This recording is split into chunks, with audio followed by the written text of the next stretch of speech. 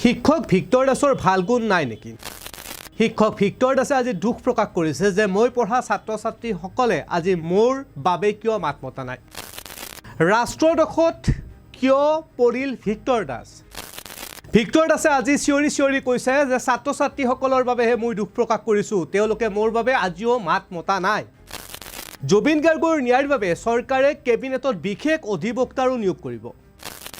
অন্যায় চক্ৰবেহুৰ মাজত ভিক্টৰ দাস সোমাই পৰিছে, অসহায় হৈ পৰিছে। মোৰ বাবে এবাৰ মাত মাতাটো মই বিচাৰোঁ, কাৰণ মই ৰাইজৰ হকে সদায় মাত মাতি আহিছোঁ। আৰু এটা কথা ক'ম যে মই ভাগৰা নাই, মই নাভাগৰো। জয় অসম আৰু জয় জুবিন দাস। নমস্কাৰ প্ৰিয় দৰ্শক, চাই আছে ডিপি নিউজ। আজিৰ প্ৰতিবেদন বিশ্লেষণ কৰিম জুবিন গাৰ্গ আৰু ভিক্টৰ দাস।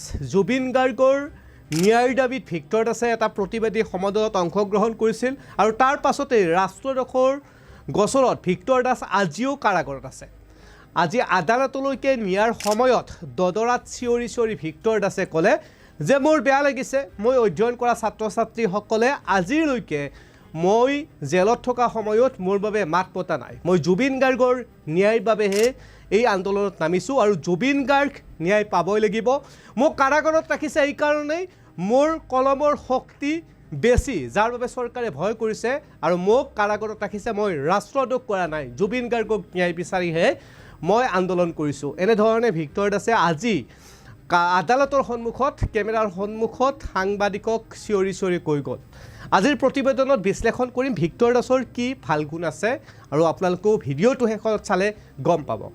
তাৰ পূৰ্বে আজিৰ দিনটোত মুখ্যমন্ত্ৰী ডক্টৰ হিমন্ত বিশ্ব শৰ্মাই এক গুৰুত্বপূৰ্ণ মন্তব্য কৰিছে, যি মন্তব্য হ'ল যে 9 জানুৱাৰীৰ দিনাখন কেবিনেটৰ যি বিশেষ বৈঠক হ'ব, অৰ্থাৎ ভোগালী বিহুৰ পূৰ্বে কেবিনেটৰ এই বৈঠকত জুবিন গাৰ্গৰ ন্যায় প্ৰসংগত কেইবাটাও গুৰুত্বপূৰ্ণ সিদ্ধান্ত ল'ব। আৰু জুবিন গাৰ্গৰ ন্যায় প্ৰক্ৰিয়াটো যিহেতুকে আদালতৰ মজিয়াত আছে, গতিকে চৰকাৰীভাৱে জুবিন গাৰ্গৰ ন্যায় এই প্ৰক্ৰিয়াটোক যুঁজ দিয়াৰ বাবে অধিবক্তা নিয়োগ প্ৰসংগত কেবিনেটত সিদ্ধান্ত ল'ব। অৰ্থাৎ 9 জানুৱাৰীৰ দিনাখন ৰাজ্যিক কেবিনেটে সিদ্ধান্ত ল'ব বিশেষ অধিবক্তা নিয়োগ কৰাৰ ক্ষেত্ৰত, যাতে জুবিন গাৰ্গৰ যি এই ন্যায় প্ৰক্ৰিয়া, এই ন্যায় প্ৰক্ৰিয়াত যাতে ন্যায় দিব পাৰে। ইতিমধ্যে অমৃতপ্ৰভা মহন্ত, শেখৰ জ্যোতি, সিদ্ধাৰ্থ শৰ্মা, চামকানু মহন্তই নিজাববীয়াকৈ তেওঁলোকে অধিবক্তা লৈছে আৰু তেওঁলোকৰ হৈ সেই অধিবক্তাসকলে আদালতত যুঁজ দিব।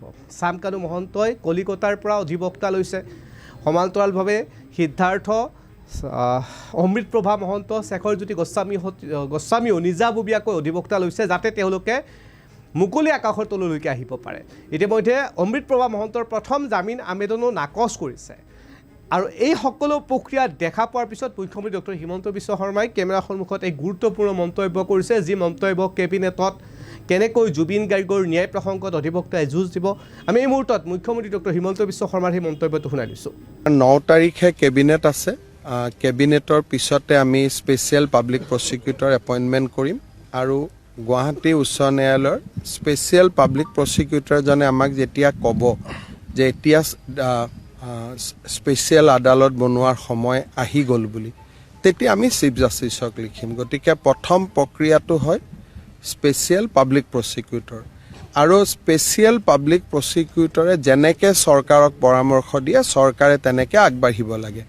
9 তাৰিখ আমাৰ কেবিনেট আছে। 9 তাৰিখে আমি স্পেচিয়েল পাব্লিক প্ৰচিকিউটৰ আমি এপইণ্টমেণ্ট দিম, কাৰণ যিটো ডেট আছে 18 তাৰিখত আছে, গতিকে মাজত আমাৰ সময় আছে।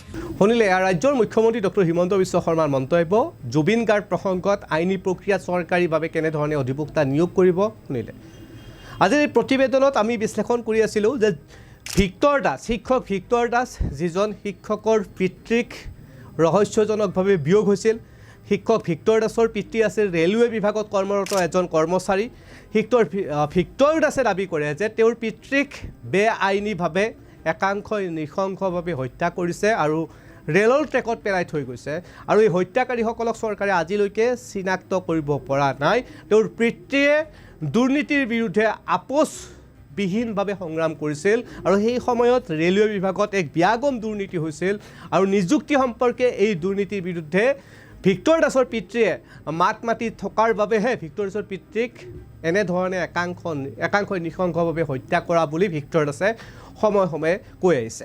আৰু সেইজন ভিক্টৰ দাসে যেতিয়া জুবিন গাৰ্গৰ বিয়োগ হৈছিল, জুবিন গাৰ্গৰ বিয়োগৰ পিছত সামাজিক মাধ্যমতো জুবিন গাৰ্গৰ ন্যায় বিচাৰি কেইবাটাও আবেদন কৰিছিল #জাষ্টিছ ফৰ জুবিন গাৰ্গ লিখাৰ কথা প্ৰসংগ কৰিছিল আৰু জুবিন গাৰ্গৰ ন্যায় বিচাৰি চাম কানু মহন্তৰ বাসগৃহৰ সন্মুখত সন্ধিয়া এটা ৰেলীত অংশগ্ৰহণ কৰিছিল আৰু সেই ৰেলীত চৰকাৰী বাহনত আক্ৰমণ কৰাৰ অভিযোগত এতিয়া ৰাষ্ট্ৰদোষৰ দৰে গোচৰ লাগিছে ভিক্টৰ দাসৰ বিৰুদ্ধে আৰু ভিক্টৰ দাস আজিও কাৰাগাৰত আছে এতিয়া ভিক্টৰ দাসৰ গুণনো কি আছিল শিক্ষক বিতৰ্কিত শিক্ষক ভিক্টৰ দাসৰ গুণ আপোনালোকে পাইছিল নে ভিক্টৰ দাসক কেনেধৰণে জুবিন গাৰ্গে এটা অৱস্থাৰ পৰা গৈ সংগীতৰ মাজলৈকে লৈ আহিছিল ভিক্টৰ দাস আৰু জুবিন গাৰ্গ প্ৰসংগত পূৰ্বৰ এক প্ৰতিবেদনতো আমি আপোনালোকক দেখাইছিলোঁ ডিবি নিউজতেই যে জুবিন গাৰ্গে কেনেধৰণে ভিক্টৰ দাসক এটা সৎ পথ দিয়াৰ বাবে সময়ে সময়ে বিভিন্ন সময়ত ভিক্টৰ দাসক লগ ধৰিছিল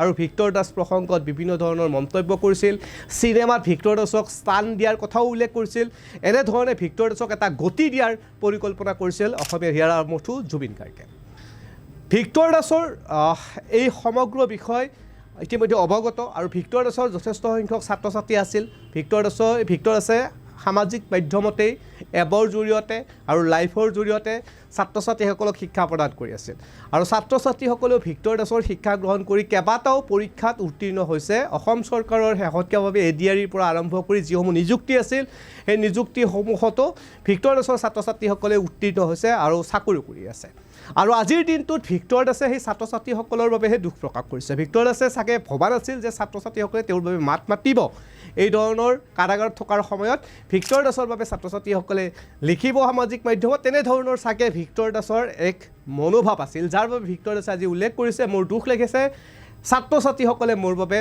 মাত নমতাৰ বাবে এক প্ৰকাৰ অকলশৰীয়া হৈ গ'ল নেকি ভিক্টৰ দাসৰ ভাল গুণ নায়েই নেকি ভিক্টৰ দাসৰ কি ভাল গুণ আছে এই সম্পৰ্কে মতামত আপোনালোকে দিব পাৰে ভিক্টৰ দাস প্ৰসংগত আপোনালোকৰ কি ধাৰণা ভিক্টৰ দাস ৰাষ্ট্ৰদোষৰ দ্বাৰা ভিক্টৰ দাস এই দোষী হয় নে নহয় আৰু শেহতীয়াভাৱে এই প্ৰক্ৰিয়াটো যিহেতুকে আইনৰ বিচাৰাধীন হৈছে গতিকে ভিক্টৰ দাস প্ৰসংগত আমি ইমানতে প্ৰতিবেদন শেষ কৰিছোঁ আৰু ভিক্টৰ দাসৰ গুণ যদি কিবা আছে বা ভিক্টৰ দাসৰ ভাল গুণ কি আছে বা বেয়া গুণ কি আছে সেয়াও আপোনালোকে কমেণ্ট ছেকশ্যনত লিখিব পাৰে আপোনালোকৰ কমেণ্টসমূহ মই পঢ়িবলৈ চেষ্টা কৰিম পৰৱৰ্তী প্ৰতিবেদনত বিদায় লৈছোঁ